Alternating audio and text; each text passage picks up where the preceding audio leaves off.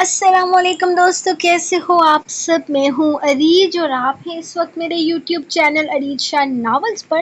سب سے پہلے تو بگ بگ بگ والا سوری، کیونکہ یار ستمگر کا لاسٹ وہ جو پارٹ ہوتا ہے نا، میں اس ٹائم پہ نا تھوڑا ہوتا ہے کہ میں سنگل ناول پہ فوکس کروں، تو اس ٹائم پہ میں یار ستمگر کی ایپیسوڈ میں نے لکھی ہے، پرسوں کی بات کر رہی ہوں میں، کل تو میں نے جنہوں نے یارم کی لی تھی، تو پرسوں ایپیسوڈ میں نے لکھی ہے، لیکن ایپیسوڈ لکھنے کے بعد نا میں نے یار ستمگر جنہوں نے یارم کی ایپیسوڈ لکھنا سٹارٹ کر دی کہ وہ لانگ ایپیسوڈ ہے، تو میں نے 3 دن کے اندر وہ سارا سسٹم ختم کرنا تھا۔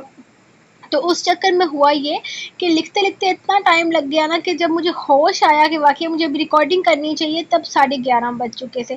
میں کہا بہت ٹائم ہو گیا ہے، 12:30 1 بجے تک ریکارڈنگ ہوگی، پھر اپلوڈنگ میں آدھا گھنٹہ جائے گا، اور اس ٹائم تک سارے لوگ سو رہے ہوتے ہیں، پھر چینل کی ریچ ڈاؤن ہوتی ہے، تو میں نے پھر اتنے رات کو ایپیسوڈ پوسٹ نہیں کی، کیونکہ میرے اس چینل پہ میرے اس ناول پہ رسپانس دوسرے ناول سے کم تھا، اسی لیے پھر میں نے اس دن اسکپ کر دی ایپیسوڈ۔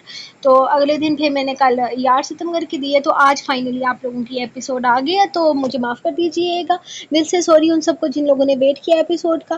تو باقی اور میں نے کیا بولنا تھا یار، میں نے باتیں 2-3 کرنی تھی۔ تھینک یو سو مچ بولنا ہے، بگ والا تھینک یو بولنا ہے یار، وہ میں جنون یارم کی بات جنون یارم ناول پہ کریں گے، اب نہیں کرتے، لیکن یار میں اتنی خوش ہوں نا، میں ہواؤں میں اڑ رہی ہوں آپ لوگوں کی وجہ سے، اتنا کہہ سکتی ہوں۔ تو تھینک یو سو مچ، آپ لوگوں کی دعاؤں کی وجہ سے میرا ٹیسٹ بھی اچھا ہو ہی گیا فائنلی۔ تو اب ہم آتے ہیں اپنی ایپیسوڈ کی طرف، گپے شپے ہم بعد میں مار لیں گے۔ تو آج کل میں میرا ارادہ بھی ہے لائیو آنے کا، تو دیکھتی ہوں کب تک آتی ہوں۔ تو لیٹس اسٹارٹ ہماری آج کی ایپیسوڈ، جو کہ ہے یار ستمگر قسط نمبر 84، تحریر اریج شاہ۔ واو یار، کتنے مزے کا کھانا ہے یہ، تو اس دن والے سے بھی زیادہ مزے کا ہے۔ ایک عورت کھل کر تعریف کر رہی تھی، جبکہ دوسری عورت بھی اس کی ہاں میں ہاں ملا رہی تھی۔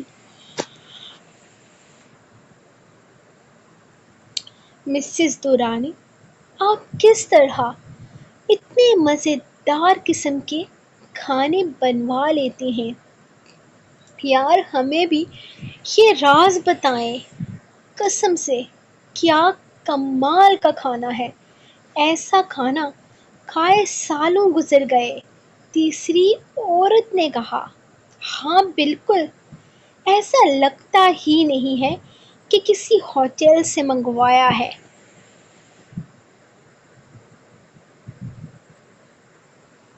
وہ پانچوں عورتیں آپس میں بیٹھی باتیں کر رہی تھی، جبکہ مسز دورانی اور ان کی جیٹھانی سن رہی تھی۔ ارے نہیں نہیں، یہ کھانا باہر سے ہرگز نہیں منگوایا، بلکہ یہ کھانا تو پری نے بنایا ہے۔ انہوں نے پاس خاموش بیٹھی پری کو دیکھ کر کہا تھا، جبکہ وہ جو کب سے خاموش بیٹھی تھی، ان کے اچانک کہنے پر سر اٹھا کر انہیں دیکھنے لگی۔ یہ سارا کھانا اس پیاری سی بچی نے بنایا ہے؟ میں نہیں مان سکتی، کیا سچ میں؟ ویسے یہ ہے کون؟ تم نے ملوایا نہیں؟ اس عورت نے اچانک سے کہا، تو مسز دورانی نے ایک نظر کمرے سے نکلتی الینا کو دیکھا تھا، جبکہ سامنے سیڑھیوں سے اترتے زارق نے بھی ان کی طرف قدم بڑھائے تھے۔ یہ میری بہو ہے، مطلب میرے زارق کی بیوی ہے، انہوں نے زارق کو دیکھ کر کہا۔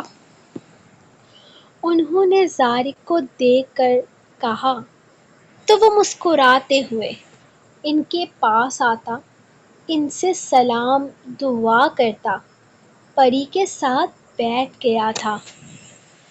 بلیک پینٹ اور بلیک ہی شرٹ میں وہ بالوں کو جیل سے سیٹ کیے کافی ہینڈسم لگ رہا تھا، لیکن تھوڑی دیر پہلے رف سے خلیے میں وہ نظر انداز کرنے کے ہرگز لائق نہیں تھا۔ کیا مطلب؟ کیا مسز ملک ٹھیک کہہ رہی تھی؟ کل فون آیا تھا ان کا، وہ بھی یہی کہہ رہی تھی کہ زارق نے شادی کر لی ہے۔ مجھے تو یقین ہی نہیں آیا کہ زارق کی شادی یوں اچانک ہو گئی۔ تم نے تو ہمیں بلایا تک نہیں۔ ارے بلانا تو دور، تم نے تو ہمیں بتایا تک نہیں۔ میں تو مسز ملک کی بات پر یقین ہی نہیں کر پائی تھی۔ سامنے بیٹھی عورت نے کہا تو زارق مسکرایا تھا۔ آپ کی سہیلی کا کوئی قصور نہیں ہے۔ وہ دراصل میری شادی ان کے لیے بھی سرپرائز تھی۔ کیوں امی، ٹھیک کہہ رہا ہوں نا میں؟ وہ دراصل میں نے اپنی پسند سے شادی کی ہے۔ میں شادی کر کے ماما کی بہو کو سیدھا گھر لے آیا تھا۔ میں نے ان کے سارے خرچے بچائے ہیں۔ فضول میں شادی کی ٹینشن پالتی، ڈریسز لیتی، فنکشنز ارینج کرتی۔ میں نے اپنی ماں کو ہر طرح کی ٹینشن سے بچایا ہے، وہ فخر سے بولا تھا۔ واہ بیٹا، لیکن ماں کی تو بڑی خواہشیں ہوتی ہیں اپنے بیٹے بچے کی شادی دیکھنے کی۔ یہ تو تم نے زیادتی کی ہے۔ ایک تو تم اس کے اکلوتے بچے ہو۔ اس عورت نے اسے دیکھتے ہوئے ذرا دکھی لہجے میں کہا۔ ارے کوئی بات نہیں آنٹی، میری ماں اپنی ساری خواہشیں میری دوسری شادی پر پوری کر لیں گی، وہ اچانک بولا تو پری نے حیرت سے سر اٹھا کر اسے دیکھا تھا۔ ویسے بھی میں بہت جلدی آپ کے گھر بارات لے کر آنے والا ہوں۔ وہ آنکھ دبا کر شرارت سے مسکرا کر بولا تو سبھی عورتیں کہکا لگا کر ہنسی تھیں۔ ارے چھوڑو میاں، مجھے تو پتہ ہی نہیں، یہاں چوری چپکے شادی کر لی ہے، وہ بھی محبت کی شادی، اور ساتھ میں تم مجھے بھی لارے لگا رہے ہو۔ اتنی پیاری خوبصورت بیوی کو سامنے بٹھا کر انہوں نے سختی سے کہا تھا، جبکہ الینا تو وہاں کھڑی ان سب کی باتیں سن رہی تھی۔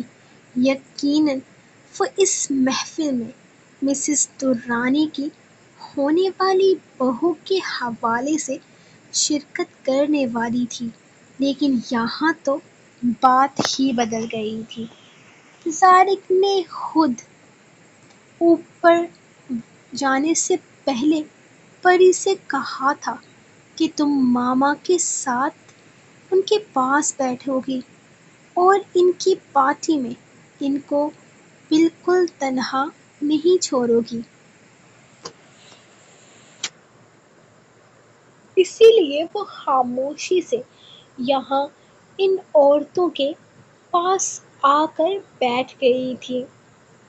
وہ آپس میں مگن تھی، اس سے مل کر ایک دفعہ پھر سے باتیں کرنے میں مصروف ہو گئیں، جبکہ الینا اپنا میک اپ ٹھیک کرنے گئی تھی، لیکن واپس آتے ہی اس نے اندازہ لگایا کہ اب یہاں پر ایسا کچھ ہو چکا ہے جو اس کے لیے بالکل بھی ٹھیک نہیں ہے۔ وہ ان عورتوں سے ہائے ہیلو کرتی اپنی ماں کے پاس آ کر بیٹھ گئی تھی۔ بس یہی دکھانا چاہتی تھی نا تم؟ دیکھ لیا میں نے تمہیں پہلے ہی کہہ دیا تھا، وہ زارق کی ماں ہے، وہ کبھی اپنے بیٹے کی بات نہیں ٹالتی۔ انہوں نے بیٹیوں کے معاملے میں اپنے بیٹے کی سنی ہے تو ان کا بیٹا بھلا کسی کی کیوں سنے گا؟ وہ اپنی ہی کرے گا اور شادی کر کے آیا ہے۔ تم بیکار میں امید لگا کر بیٹھی ہو الینا، بہتر ہے یہاں سے واپس چلو، گھر چلو اور اپنی زندگی میں آگے بڑھو۔ فضول میں اپنا وقت برباد مت کرو، تمہارے سامنے تمہاری پوری زندگی پڑی ہے۔ زارق سے کہیں اچھے رشتے آ جائیں گے، کیا کمی ہے تم میں؟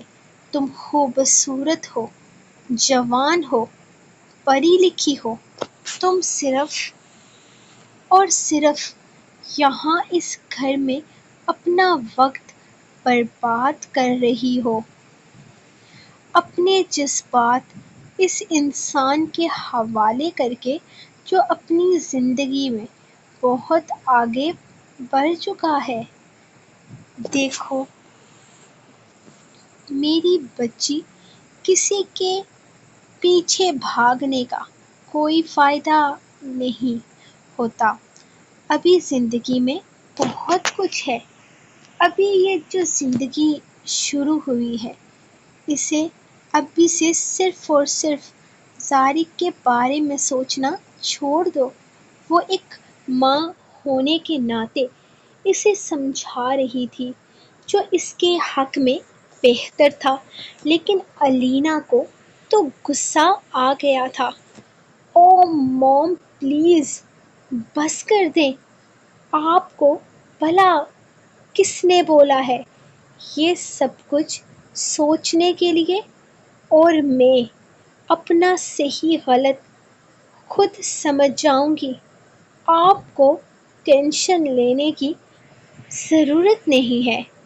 اور دوسری بات، میں یہاں سے کہیں نہیں جانے والی، تب تک تو ہرگز نہیں جب تک میں اس لڑکی کو اس گھر سے باہر نہ کر دوں۔ زارق میرے ہیں اور وہ میرے ہی رہیں گے۔ یہ لڑکی یہاں پر صرف چند دنوں کی مہمان ہے، چند دنوں میں ہی اسے یہاں سے باہر کروں گی۔ اس گھر پر صرف اور صرف میری حکومت ہوگی، یہاں پر صرف میں راج کروں گی۔ میں نے بچپن سے خواب دیکھا ہے زارق کے ساتھ، میں اتنی جلدی کسی کو اپنی جگہ پر قبضہ نہیں کرنے دوں گی۔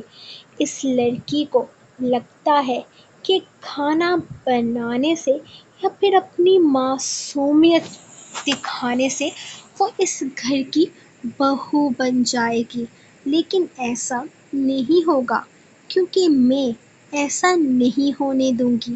میں اس لڑکی کو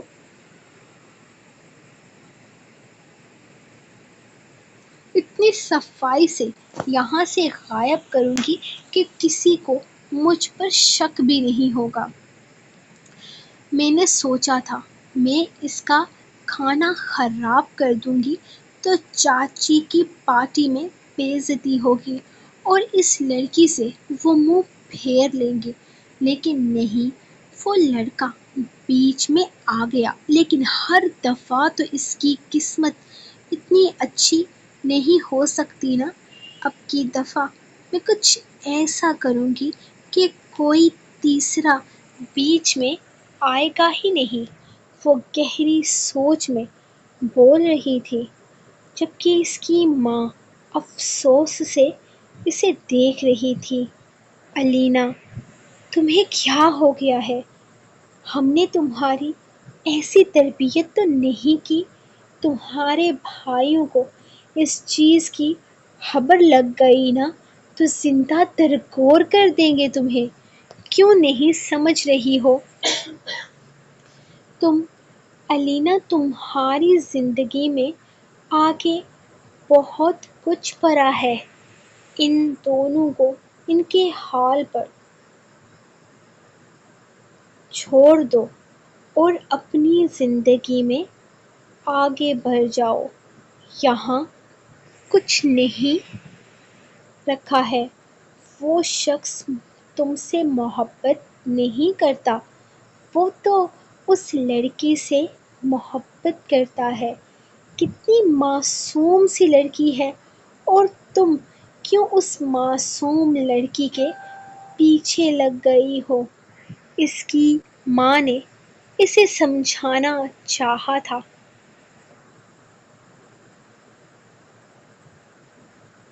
پلیز یہ باشن بازی بند کریں موم۔ اگر آپ اپنی بیٹی کے بارے میں کچھ اچھا نہیں سوچ سکتی نا تو پلیز مجھے خود ہی میرا بھلا برا سوچنے دیں۔ میں خود ہی اپنے بارے میں فیصلہ کر سکتی ہوں۔ مجھے کسی کے مشورے کی ضرورت نہیں ہے۔ آپ لوگوں کا بس چلے تو مجھے کسی کے ساتھ بھی رخصت کر دیں، لیکن میں اپنی زندگی میں اس انسان کو لے کر آؤں گی جو میرے قابل ہوگا، جسے میں چاہوں گی، اور میری چاہت سارق درانی ہے۔ کوئی بھی پری زر آ کر مجھ سے میری چاہت نہیں چھین سکتی۔ زارق تمہاری محبت نہیں، صرف تمہاری ضد ہے۔ بے وقوف لڑکی، انسان کو اپنی بہتری کی طرف جانا چاہیے، اور تم بہت غلط کر رہی ہو۔ وہ اسے سمجھانا چاہ رہی تھی۔ آپ کو ضرورت نہیں ہے میری فکر کرنے کی۔ آپ اپنے بیٹوں کو دیکھیں۔ ویسے بھی اپنی اولاد کے لیے آپ نے کیا ہی کیا ہے؟ وہ ان کی بات کو اگنور کرتے ہوئے بولی، جبکہ وہ اپنی کوشش میں ناکام ہوتی باہر نکل گئی تھی۔ شاید وہ اپنی بیٹی کو نہیں سمجھا سکتی تھی۔ سنو لڑکے، ادھر آ کر ہماری بات سنو۔ ارحم کمرے کی طرف جا رہا تھا جب اچانک قاسم بابا نے اسے پکارا۔ وہ پریشان سا انہیں دیکھنے لگا تھا۔ کمرے میں جانے کے بجائے وہ سیدھا ان کے کمرے کی طرف آیا تھا، کیونکہ اسے اپنے طرف آنے کا اشارہ کرتے ہوئے وہ اپنے کمرے کی طرف چلے گئے تھے۔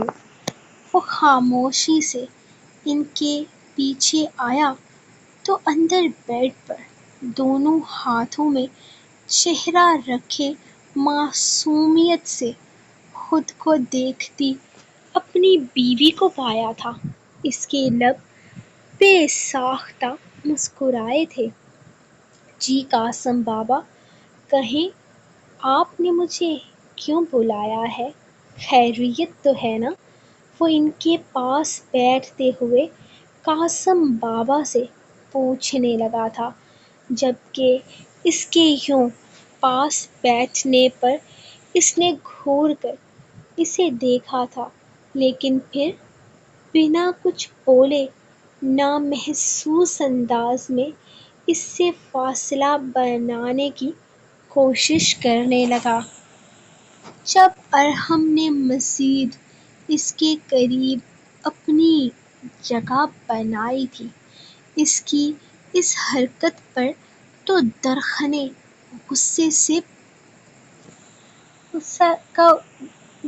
کا غصے سے برا حال ہو رہا تھا، لیکن وہ اس پر غصہ نہیں کر سکتی تھی، کیونکہ اس کی سختی کرنے کی وجہ سے اب وہ ڈر گئی تھی۔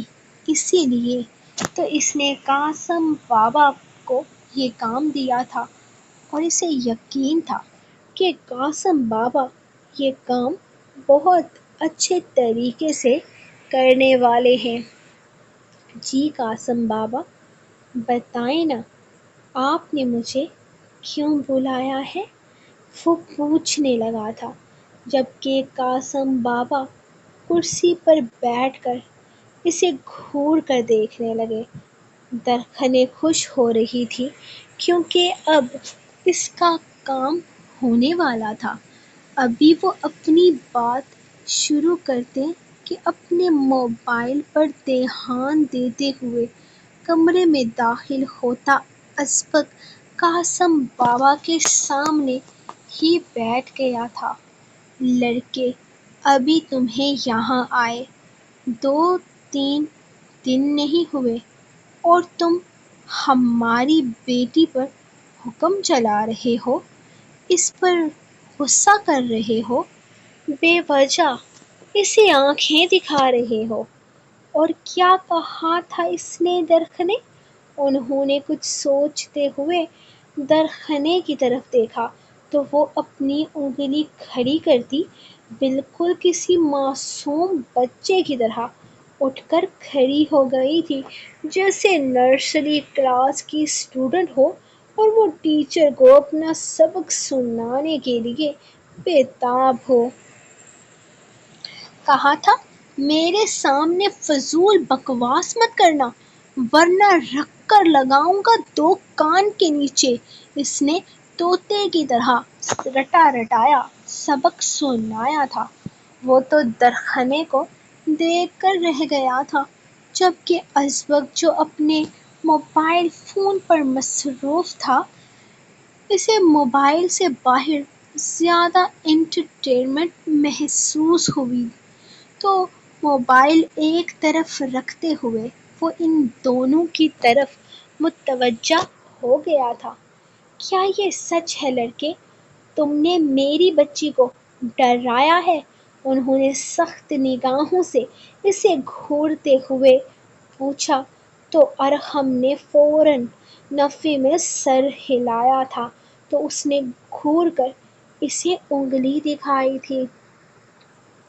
قاسم بابا، یہ جھوٹ بول رہا ہے، گندا والا جھوٹ بول رہا ہے یہ۔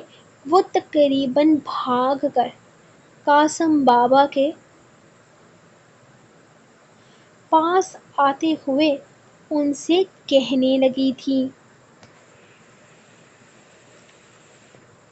قاسم بابا، گندا والا اور صاف والا جھوٹ تو مجھے نہیں پتا، لیکن میں سچ کہہ رہا ہوں، میں نے ایسا کچھ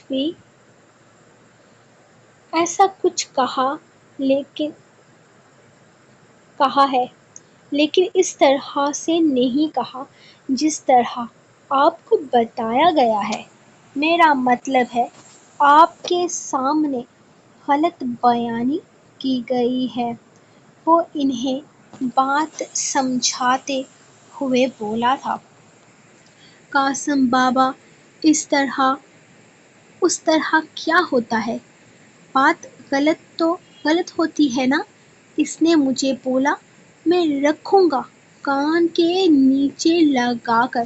یہ صحیح بات تھوڑی ہے اپنی اتنی پیاری بیوی کو کوئی اس طرح سے کہتا ہے۔ آپ اس کو تھپڑ مارو کان کے نیچے، اس کو پتہ چلے تھپڑ مارنا کسے کہتے ہیں۔ وہ قاسم بابا کے پاس بیٹھتے ہوئے انہیں چابی دے رہی تھی۔ قاسم بابا، آپ نے اس کی پوری بات سنی ہے تو آپ کو میری بھی بات سننی اور سمجھنی چاہیے۔ دوائیاں نہیں کھا رہی تھی، میرے بار بار کہنے کے باوجود بھی میرے انجیکشن لگوانے کی وجہ سے ضرورت سے زیادہ ڈرامے کر رہی تھی۔ بس اسی لیے میں نے تھوڑا سا غصہ دکھایا ہے کیونکہ اور کوئی طریقہ نہیں تھا اس کی میڈیسنز دینے کا۔ وہ اصل بات سمجھاتے ہوئے بولا تھا۔ جھوٹ جھوٹ قاسم بابا جھوٹ بول رہا ہے یہ، ایسا نہیں ہے، یہ میرے بیڈ پر آ گیا تھا جبکہ میں نے اس کو بولا بھی تھا کہ یہ صوفے پر سوئے گا۔ اس نے میری بات نہیں مانی اور جب میں نے اس بات پر احتجاج کیا تو یہ مجھے دھمکیاں دینے لگا کہ ہم دونوں کی باتیں اگر باہر گئی تو یہ کر دوں گا، وہ کر دوں گا۔ وہ ایک دفعہ پھر سے قاسم بابا کے قریب آتی لاڈ سے انہیں بتانے لگی تھی، جبکہ اب کہ اس کی بات پر قاسم بابا بھی شرمندہ سے ہو گئے تھے، جبکہ ازبک گردن نیچے کو جھکاتا اپنی مسکراہٹ چھپانے لگا تھا، اور ارحم کا دل چاہا تھا کہ وہ کہیں جا کر چھپ جائے یا کسی پتھر سے سر مار کر اپنا کام خود اپنے ہاتھوں سے تمام کر دے۔ یہ وجہ تھی قاسم بابا، میرا خیال ہے مجھے آپ کو مزید کچھ بھی سمجھانا نہیں پڑے گا۔ وہ گہرا سانس لیتے ہوئے بولا تھا۔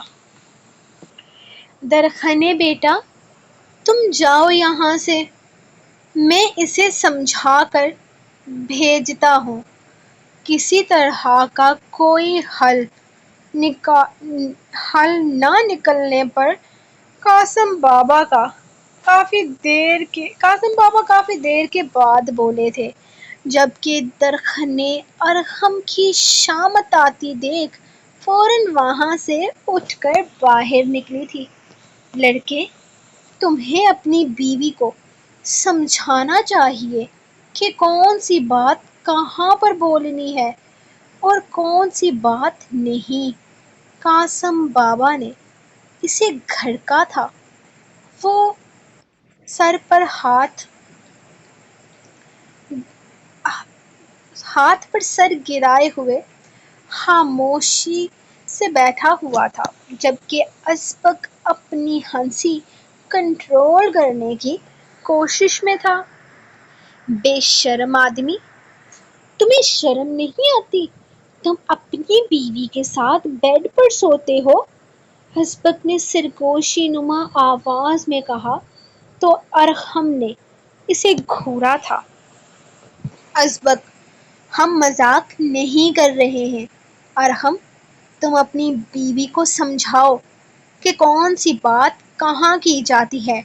وہ شادی شدہ ہے، تمہارے بچے کی ماں بننے والی ہے، یہ سب کچھ سمجھانا تمہارا فرض ہے۔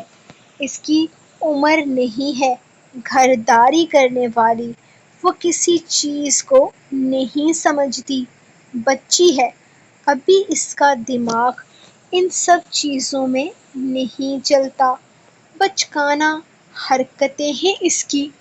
وہ اسے سمجھاتے ہوئے بولے تھے۔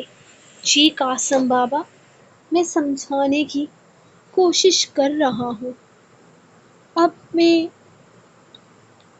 یہ کہوں کہ ہماری پرسنل باتیں باہر لے کر نہ آئے تو آ کر آپ سے شکایتیں کرے گی۔ خیر، میں کنٹرول کرنے کی کوشش کرتا ہوں اسے۔ وہ اٹھ کر کھڑا ہوتا ازبک کو گھورتے ہوئے بولا تھا، جس کے دانت ہی اندر نہیں ہو رہے تھے۔ اللہ کرے تیرے پر بھی ایسے ہی حالات آئیں۔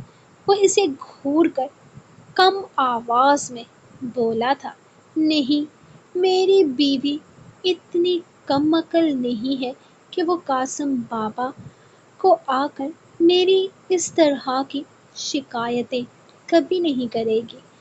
کم آواز میں وہ آنکھ دبا کر بولا تھا، جبکہ قاسم بابا نے گلا کھنکھار کر انہیں بتایا تھا کہ وہ وہاں موجود ہیں۔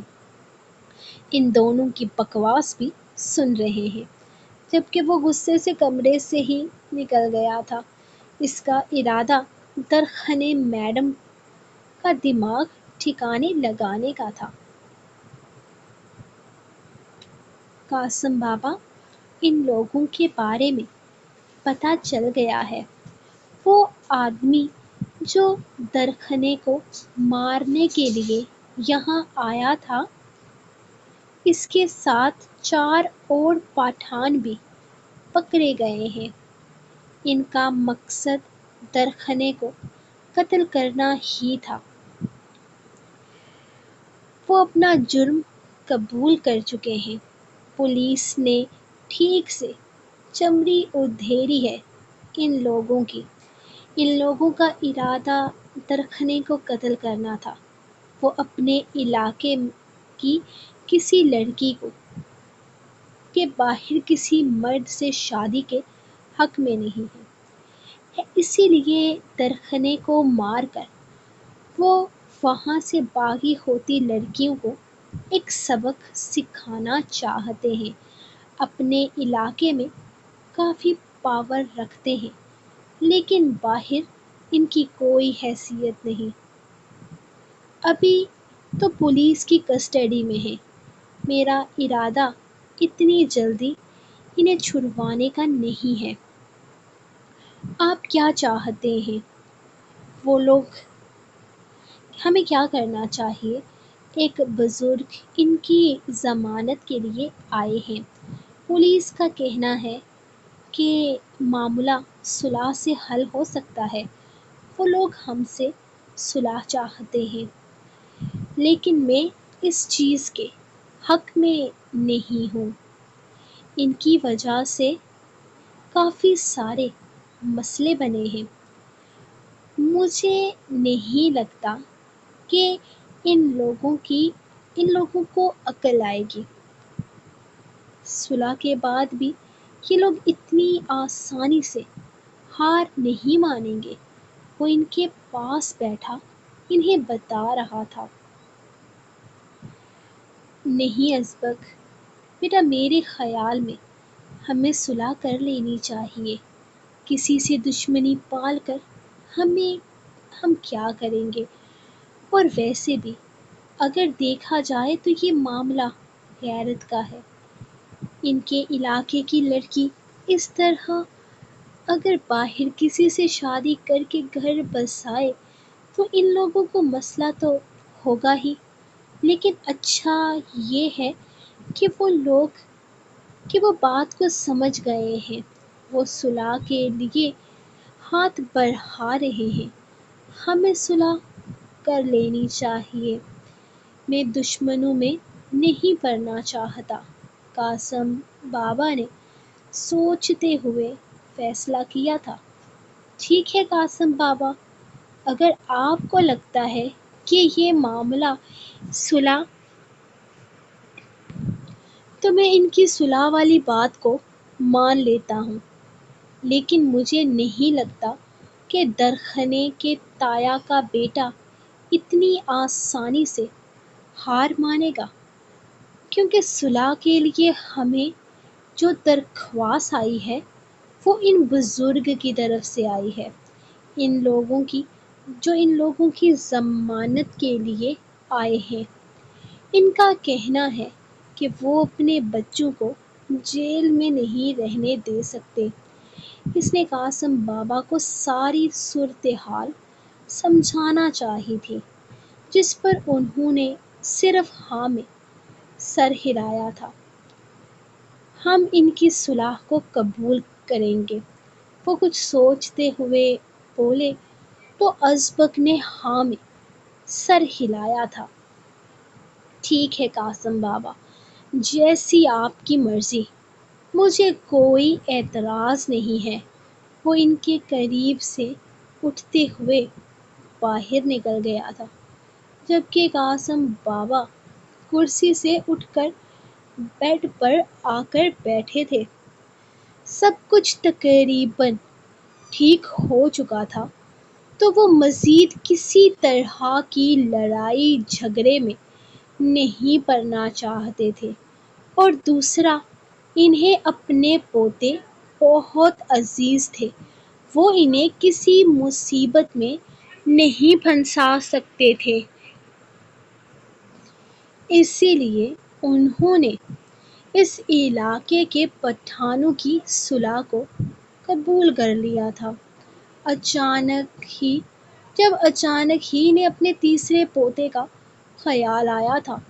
6 دن ہو گئے تھے اس نے اپنی شکل تک نہیں دکھائی تھی۔ ویسے بھی وہ کہاں ان سے بات کرتا تھا، آتا تھا پھر چلا جاتا تھا، جیسے ان لوگوں سے اس کا کوئی تعلق ہی نہ ہو، اور وہ کوئی تعلق بنانا بھی نہیں چاہتے تھے۔ خاص کر المیر درانی کی طرف تو وہ دیکھنا تک نہیں چاہتا تھا۔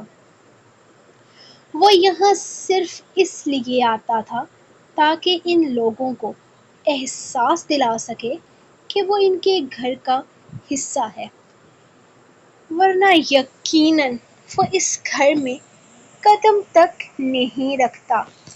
لیکن وہ اس کے ساتھ تعلق رکھنا چاہتے تھے۔ وہ ان کا پوتا تھا، ان کے لیے بے حد عزیز تھا۔ سنو، آج ارزق صاحب آئیں تو انہیں کہنا کہ میرے کمرے میں آئیں، مجھے اس سے ضروری بات کرنی ہے۔ ملازم ان کے لیے چائے کا کپ رکھ کر جانے ہی لگا تھا جب انہوں نے کہا۔ ملازم ہاں میں سر ہلاتا باہر نکل گیا تھا۔ وہ کمرے میں داخل ہوا تو درخنیں بیڈ پر آرام سے بیٹھی ہوئی تھی۔ اسے یقین تھا کہ ارحم کی بے عزتی ہونے والی ہے اور قاسم بابا اسے تیر کی طرح سیدھا کر کے ہی اس کے کمرے میں بھیجیں گے۔ اسی لیے تو وہ کمرے میں آیا تو وہ فوراً ہی اٹھ کر بیٹھ گئی تھی، گردن میں اکڑ تھی۔ وہ کافی ایٹیٹیوڈ میں بیٹھی ہوئی تھی۔ ارحم نے اسے گھور کر دیکھا تھا اور پھر اس کے پاس آتے ہوئے اس کا بازو پکڑ کر ایک ہی جھٹکے میں اسے اپنے سامنے کھڑا کرتا۔ وہ اسے گھور رہا تھا۔ درخنے کو اس کے گھورنے پر عجیب سا خوف محسوس ہوا۔ نہ جانے قاسم بابا نے اس سے کیا کہہ کر بھیجا ہوگا، بے عزتی کی بھی تھی یا پھر نہیں۔ لڑکی، میں نے تم سے کیا کہا تھا کہ ہم دونوں کی پرسنل باتیں اس کمرے سے باہر نہیں جانی چاہیے؟ تمہیں میری بات سمجھ میں نہیں آتی کیا؟ یہ بکواس قاسم بابا کے سامنے کرنا ضروری تھی کہ تم چاہتی ہو کہ میں تمہارے ساتھ بیڈ پر نہیں بلکہ صوفے پر سوؤں؟ یہ بات ہے قاسم بابا کے سامنے کرنے والی؟ وہ غصے سے اس کا بازو پکڑے اسے گھورتے ہوئے پوچھ رہا تھا۔ قاسم بابا پوچھ رہا تھا، ہاتھ کو ہلاتے ہوئے۔ اس نے خاصی احتیاط برتی تھی کہ کہیں اس کی گردن کا زخم نہ دکھ جائے، جبکہ وہ حیرت سے اسے دیکھ رہی تھی۔ قاسم بابا نے اس پر غصہ نہیں کیا تھا۔ قاسم بابا نے اسے ڈانٹا بھی نہیں تھا، تبھی تو کمرے میں آ کر اسے ڈانٹ رہا تھا، ورنہ اب تک تو اس کی چھٹی ہو چکی ہوتی۔ میں تم سے بات کر رہا ہوں، دیواروں سے نہیں۔ جواب دو مجھے۔ وہ مزید سختی دکھاتے ہوئے بولا تھا تو اس کی آنکھوں میں موٹے موٹے آنسو آ گئے تھے اور ہم نے گہرا سانس لے کر اس ڈرامہ کوئین کو دیکھا تھا جو ذرا سے ڈانٹنے پر اپنی موٹی موٹی آنکھوں میں آنسو بہانا شروع کر دیتی تھی اور وہ ہر وقت اس کی ناک میں دم کر رکھتی تھی، بند کرو یہ رونا دینا اور میری بات کان کھول کر سن لو، آج کے بعد تم سے کچھ بھی کہوں، کچھ بھی مطلب کچھ بھی، تم اس کمرے سے بات باہر لے کر نہیں جاؤ گی۔ ہمارے کمرے میں کیا ہوتا ہے، ہم ایک دوسرے سے کیا بات کرتے ہیں، اگر اس بارے میں باہر کسی کو بھنک بھی پڑی نا تو میں نے تمہارے علاقے میں تمہاری قبر کھود کر تمہیں ہمیشہ کے لیے وہاں سلا دینا ہے۔ وہ اسے ایک جھٹکے سے بیڈ پر بٹھاتا الماری سے اس کی چادر نکال کر اس کے اوپر پھینک گیا تھا۔ آج کے بعد یہ چھوٹا سا دوپٹہ لے کر مجھے اس گھر میں گھومتی نظر نہ آؤ، یہ چادر ہے، اسے اوڑھو، اور اگر نہیں آتی تو جا کر آئرہ بھابھی سے سیکھو کہ چادر کس طرح سے اوڑھی جاتی ہے۔ اگر تب بھی نہیں آیا تو اس کا پھر میں اس طریقے سے سکھاؤں گا کہ تم زندگی بھر یہ چادر اپنے سر سے اترنے نہیں دو گی۔ اس گھر میں ملازموں کی تعداد گننے میں نہیں آ رہی اور تم اپنے آپ کو چھوٹی بچی سمجھنا چھوڑ دو۔ تمہیں اتنا احساس نہیں ہے کہ جب صبح تم ناشتہ کرنے وہاں باہر کھڑی تھی وہ ملازمہ کس طرح تمہارے پیٹ کو دیکھ رہی تھی اور بعد میں کیسے ایک دوسرے سے سرگوشی نما آواز میں باتیں کر رہی تھی۔ یقیناً ان کی باتیں ہمارے بچے کے بارے میں تھیں۔ میرے بچے کو نظر لگوانا چاہتی ہو؟ وہ چادر اس کے اوپر اڑاتا اس سے پوچھنے لگا تو وہ کنفیوز سی نفی میں سر ہلانے لگی۔ ایک بات میرے کان کھول کر سن لو درخنے، میں اپنے بچے پر کسی کی گندی نظر نہیں پڑنے دینا چاہتا۔ تمہیں اندازہ نہیں ہے کہ یہ بچہ میرے لیے کتنا ضروری ہے۔ میں اپنی زندگی میں کسی طرح کا کوئی دکھ برداشت نہیں کر سکتا۔ میں جانتا ہوں فی الحال تمہاری ایج نہیں ہے بچہ پیدا کرنے والی، لیکن پھر بھی میرے حصے کی یہ پہلی اولاد ہے۔ یہ میری پہلی اولاد ہے، میں ہرگز اپنے بچے پر کوئی رسک نہیں لے سکتا۔ میں اس معاملے میں تمہاری کسی طرح کی لاپرواہی برداشت نہیں کروں گا اور باقی جو حرکت آج تم نے قاسم بابا کے سامنے کی ہے اس کی معافی مانگو۔ وہ اس کے پاس بیڈ پر بیٹھتے ہوئے اچانک سے بولا تو وہ حیرت سے اسے دیکھنے لگی تھی۔ یقیناً وہ اس طرح کی کسی بات کی امید نہیں رکھتی تھی۔ کیا مطلب؟ تمہاری بات کا؟ وہ غصے سے پوچھنے لگی۔ مطلب صاف ہے کہ تم نے آج ہماری پرسنل باتیں قاسم بابا سے شیئر کر کے مجھے ان کے سامنے شرمندہ کیا ہے۔ مجھے تمہاری یہ حرکت سخت ناگوار گزری ہے، سو معافی مانگو مجھ سے۔ آج جو میں نے سب کچھ سنبھال لیا، لیکن آئندہ میں سنبھالوں گا نہیں بلکہ تمہیں اس کی سخت سے سخت سزا دوں گا۔ لیکن معاف تو تمہیں اب بھی نہیں کروں گا، معافی مانگو۔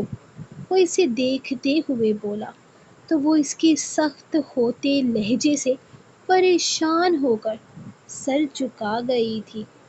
سوری، اس نے اتنی تیزی سے سوری بولا تھا کہ سوری شروع ہوتے ہی ختم ہو گیا۔ شوہر کو سوری بولنے کا ایک طریقہ ہوتا ہے، وہ اسے دیکھتے ہوئے بولا، جبکہ وہ کنفیوز سی اسے ہی دیکھنے لگی۔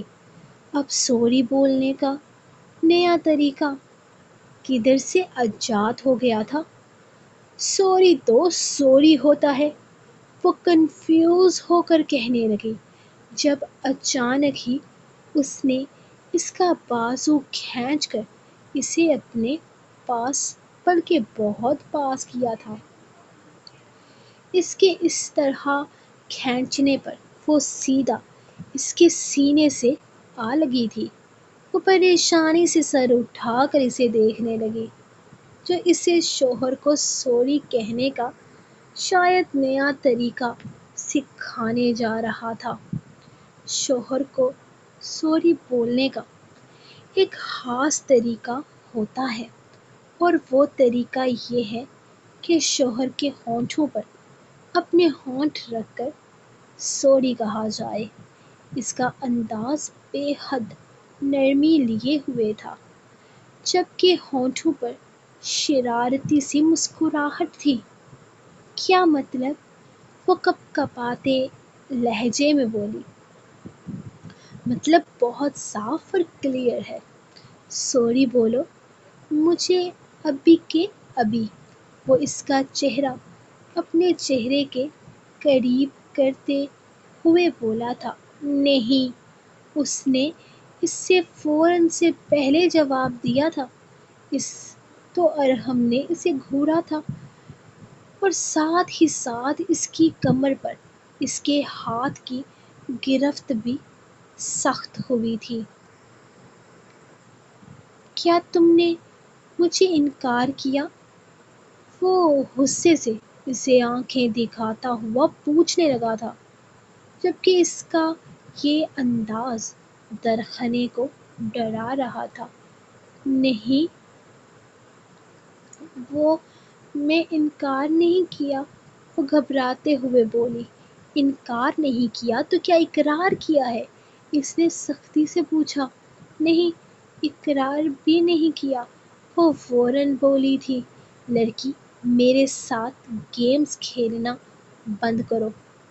جو کہا ہے، جو میں کہہ رہا ہوں وہ کرو، ورنہ اب میں وہ کچھ کہنے ہی لگا تھا جب درخنے نے اپنے ہونٹ آپس میں دباتے ہوئے اس کے ہونٹوں سے اپنے ہونٹ ٹچ کیے تھے۔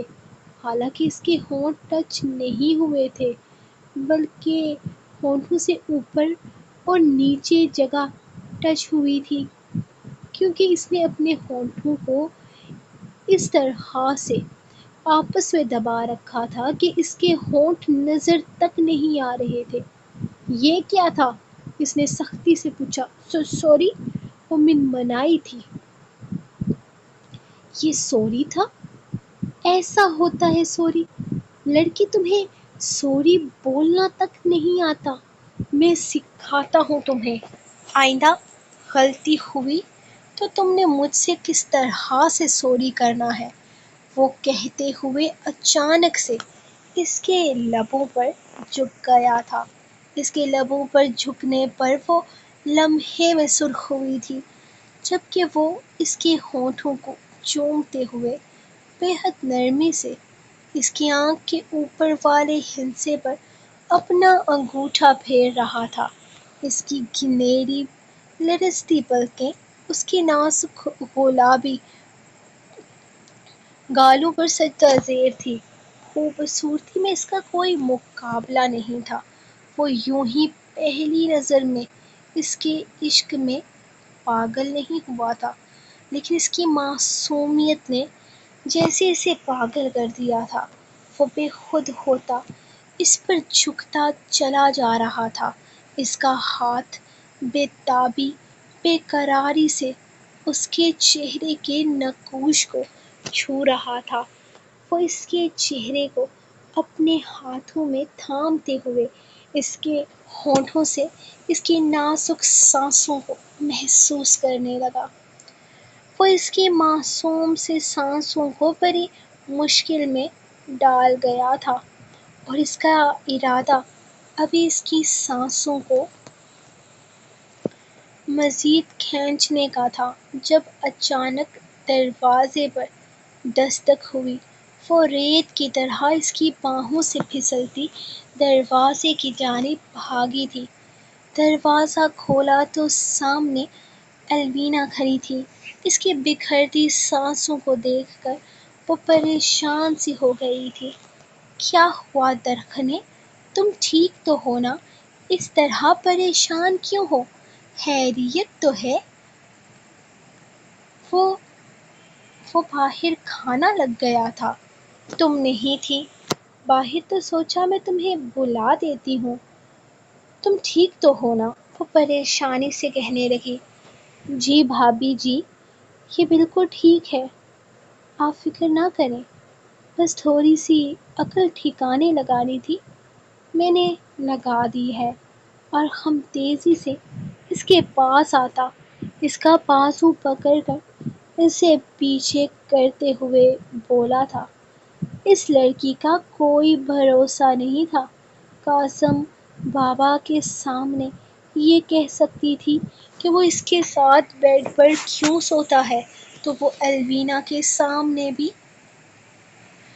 یہ کہہ سکتی تھی کہ وہ اسے کس کر رہا تھا۔ اس لڑکی کا کوئی بھروسہ نہیں تھا۔ وہ اپنے شوہر اور اپنے سارے پرائیویٹ مومنٹ کھول کر سب کے سامنے رکھنے والی لڑکی تھی۔ اچھا آپ لوگ باہر آ جائیں، وہ کہہ کر وہیں سے پلٹی تھی۔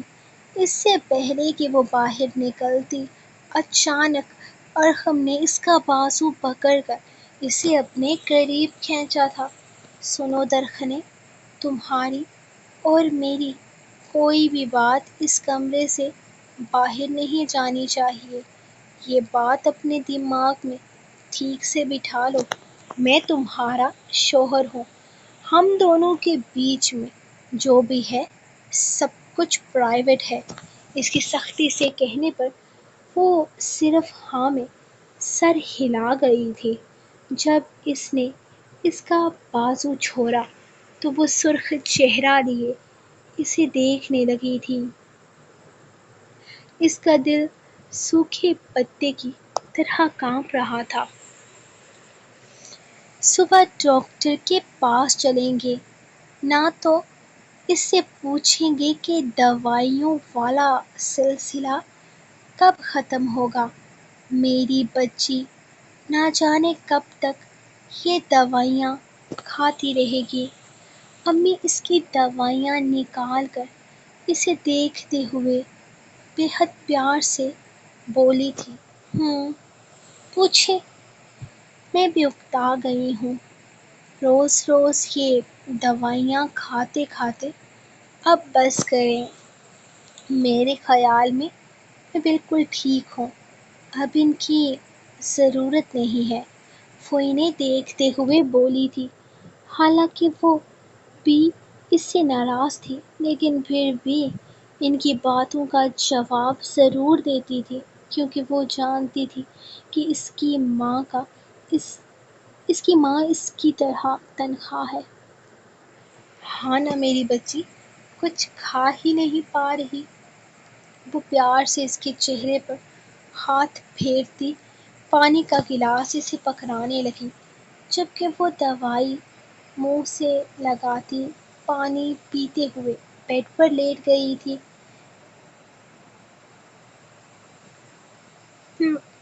دوائی کھاتے ہی اسے نیند آنے لگی تھی۔ میں سونے لگی ہوں، آپ بھی لیٹ جائیں، سارا دن کچن میں کیا کرتی رہتی ہیں آپ؟ اب تو میں بھی آپ سے کچھ نہیں بنواتی، وہ بیڈ پر لیٹتے ہوئے بولی تو وہ بھی اس کے ساتھ لیٹ گئی تھی، جبکہ وہ ایسے ہی تھوڑی تھوڑی آواز میں باتیں کرتی.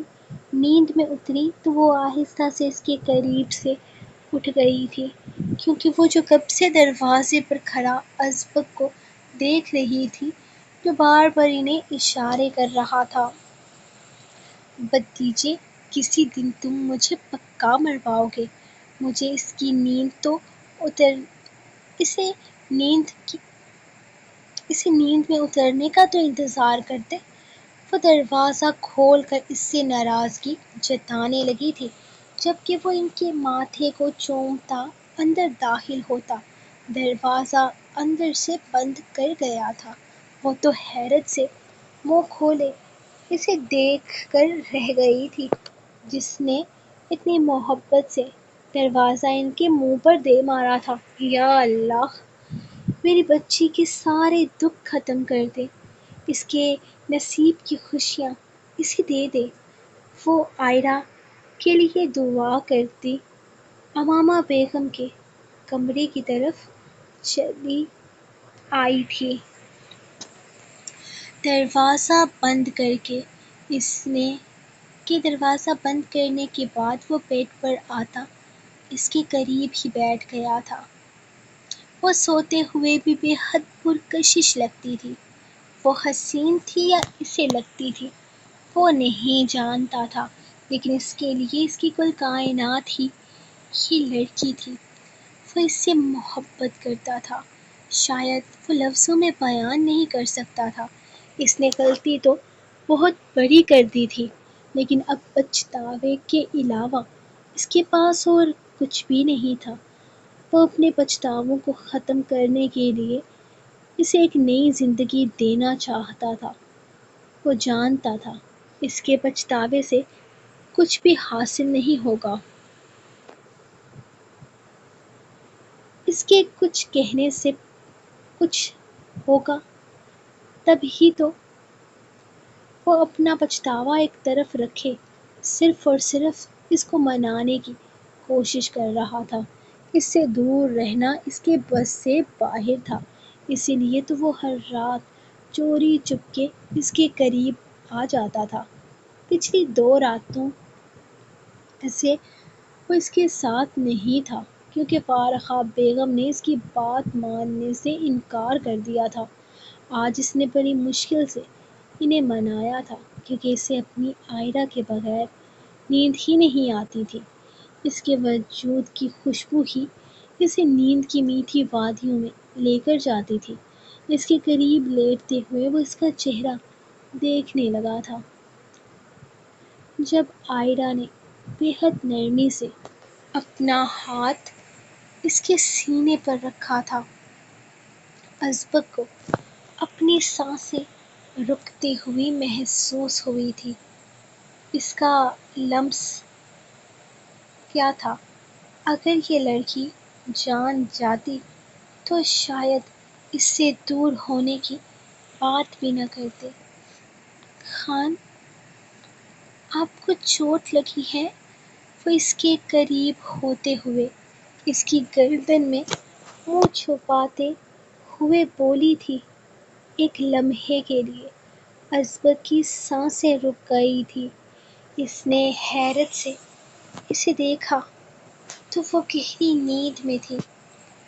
آپ کے ہاتھ پہ چوٹ لگی ہے، دوائی لگا لینا، خون بہہ رہا ہے. وہ اس کی شرٹ کو سختی سے اپنی نازک مٹھی میں جکڑے بولی تھی. تو وہ بے خود سا ہوتا اس کا چہرہ دیکھنے لگا. نیند میں بھی وہ اس کی چوٹ کی فکر کر رہی تھی. اسے یاد تھا کہ اس کے ہاتھ پر چوٹ لگی ہے، اور ازبک خود اپنی تکلیف، اپنا زخم بھلا کر بیٹھا تھا. اس کی پرواہ کرنے والی اس کی خانہ جو اس سے روٹھ گئی تھی، وہ کیسے کچھ یاد رکھتا؟ سو گائز، یہ تھی آپ لوگوں کی آج کی ایپیسوڈ. تو جلدی سے لائک کرو اگر رومانٹک اور لانگ ایپیسوڈز چاہیے تو. اب تو بس جنون یارم کی آخری قسط دینی ہے 7 تاریخ کو، پھر سارا دھیان اسی ناول پر ہوگا. لانگ سے لانگ ایپیسوڈ دوں گی، لیکن اگر آپ لوگوں کا رسپانس اچھا ہوا تو چلو آج نہیں کہتی کوئی بھی ٹارگٹ ہم کل سے رکھیں گے، لیکن آپ لوگ کوشش کرنا کہ سب لائک کرو، تو لائک کر دینا۔ مجھے بہت نیند آ رہی ہے، میں کل ساری رات نہیں سو پائی جنون یارم کے چکر میں، اور دن میں مجھے نیند ہی نہیں آتی، میں سوتی نہیں ہوں۔ تو میں ملوں گی آپ کو کل نیکسٹ ایپیسوڈ کے ساتھ، تب تک کے لیے اپنی رائٹر کو دیں اجازت اور دعاؤں میں یاد رکھیں۔ اللہ حافظ۔